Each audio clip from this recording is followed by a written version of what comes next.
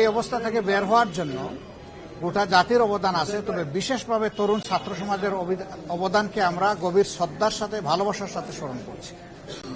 তাদের ত্যাগ এবং কুরবানির ফসল আজকের এই শ্বাস খোলা মানুষের চলাফেরা। আমরা এসেছিলাম নৈতিক দায়বোধের জায়গা থেকে। যারা এই লড়াইয়ে জনগণের পক্ষে জীবন বাজি রেখে বুক চিতিয়ে দাঁড়িয়ে গিয়েছিলেন স্বৈরাচারী শাসনের বিরুদ্ধে, তাদের এখানে যারা আছেন প্রত্যেকেই গুলিবিদ্ধ। গুলি শরীরের একদিকে ঢুকেছে, আরেকদিকে বের হয়ে গেছে। তার মানে এখানে খুব হেভি লিথেল ওয়েপন্স ব্যবহার করা হয়েছে, যেটা সম্পূর্ণভাবে বেআইনি, নিষিদ্ধ, অনৈতিক এবং এখতিয়ার বহির্ভূত, অথচ তাই করা হয়েছে।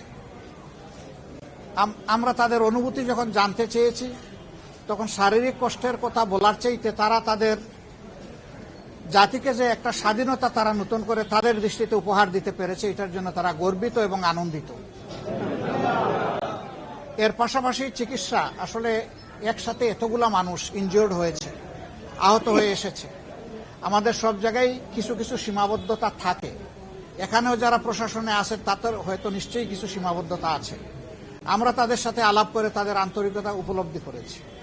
তারাও তাদের সর্বোচ্চ সামর্থ্য অনুযায়ী দিয়ে যাচ্ছেন, কিন্তু তারপরেও প্রত্যাশিত চিকিৎসা জন্য আরো একটু অ্যাটেনশন আমরা তাদেরকে ড্র করেছি, যে মানুষগুলোর জন্য দ্রুত সুস্থ হয়ে আবার যার যার কর্মক্ষেত্র এবং যার যার পরিবারে ফিরে যেতে পারে।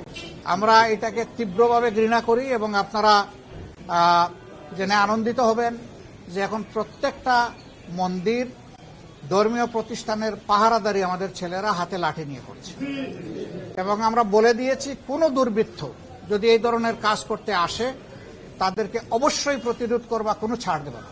দেখেন, এই বিপ্লবের নায়ক, আমরা যখন প্রেসিডেন্ট মহোদয়ের সাথে বৈঠকে বসেছিলাম, তখন আমরা বলেছিলাম যে আমরা সেকেন্ড স্টেক হোল্ডার। এবারকার প্রাইম স্টেক হোল্ডার হচ্ছে আমাদের ছাত্র তরুণরা। সুতরাং তাদের সাথে আপনারা বসুন, তাদের কথা আপনারা শুনুন। আমরা তাদেরকে সম্মান করি, শ্রদ্ধা করি। তারা তালিকা দিয়েছে, আমরা বিভিন্নভাবে, তারাও অনেকের সাথে যোগাযোগ করেছে। আমরা তাদের তালিকাকে আমরা জনগণের তালিকা মনে করি। এগুলা এখনো কোনো ডেফিনিট কথা বলা ঠিক হবে না, এটা প্রিমেচিওর হবে। আগে ইন্টারিম গভর্নমেন্টটা ফাংশন শুরু করুক। আজ পর্যন্ত জনগণের ফাংশন চলছে, কালকে থেকে শুরু হবে ইন্টারিম গভর্নমেন্ট, এরপরে আসবে পলিটিক্যাল গভর্নমেন্ট। কিন্তু এখন তো জনগণের যে সরকার চলতেছে, কিভাবে চলছে আপনারা বুঝতেই পারছেন। আমরা এই জায়গাটা এইভাবে চলুক এটা চাচ্ছি না।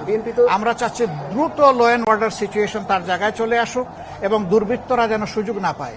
কালকে আপনারা খবর পেয়েছেন, ঢাকা মহানগরীর বিভিন্ন জায়গায় ডাকাত দল গভীর রাতে হানা দিয়েছে। যতক্ষণ পর্যন্ত ল অ্যান্ড অর্ডার সিচুয়েশন ফিরে না আসবে, সুযোগ সন্ধানী দুর্বৃত্তরা, দুষ্কৃতিকারীরা কাজ করবে, তারা এই সুযোগ নেবে। আমরা সমাজের কোনো অকল্যাণ চাইতে পারি না। জামাতে ইসলামের মতো একটা সংগঠন, আমরা অন্তর থেকে আমরা প্রতিশ্রুতি দিয়েছি যে আইন শৃঙ্খলা ফিরিয়ে আনার জন্য প্রশাসন যে উদ্যোগ নেবে, আমাদের সবটুকু উজাড় করে আমরা তাদেরকে সহযোগিতা করব।